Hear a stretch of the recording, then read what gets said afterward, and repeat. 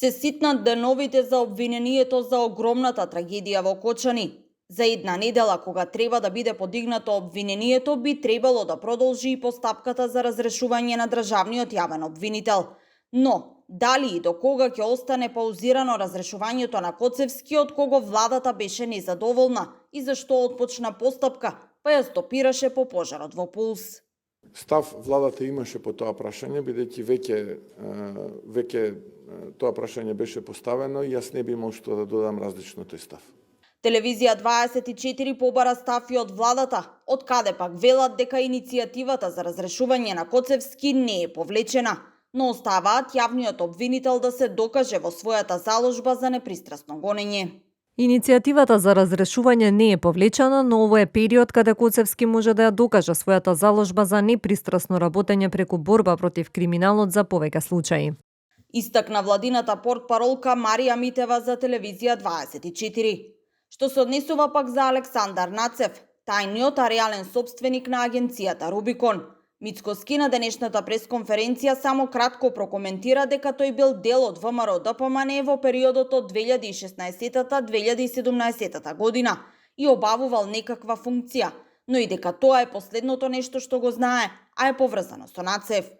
Во меѓувреме, тим лекари на Пониква ќе се грижат за рехабилитација на повредените во пожарот.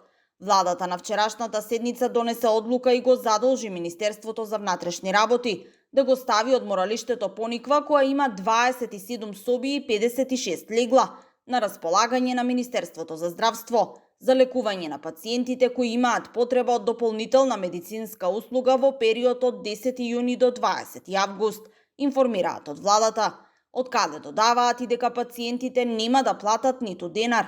Се е на трошок на МВР и владата кои ќе обезбедат сместување и оброк на пациентите, како и оброк за медицинскиот кадар. А со донации во Сапорт Кочани пак обезбедена е првата тура компресивна облека наменета за повредените во вредност од речиси 15.000 евра, која треба да пристигне за неколку дена.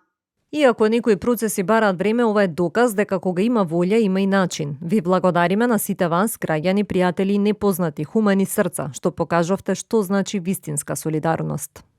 Од иницијативата информираат дека дополнително веќе се обезбедени средства и за втора тура на облека, а на 16 и 17 јуни повторно ќе пристигнат експерти од Бугарија кои ќе започнат со земање индивидуални мерки за новата нарачка.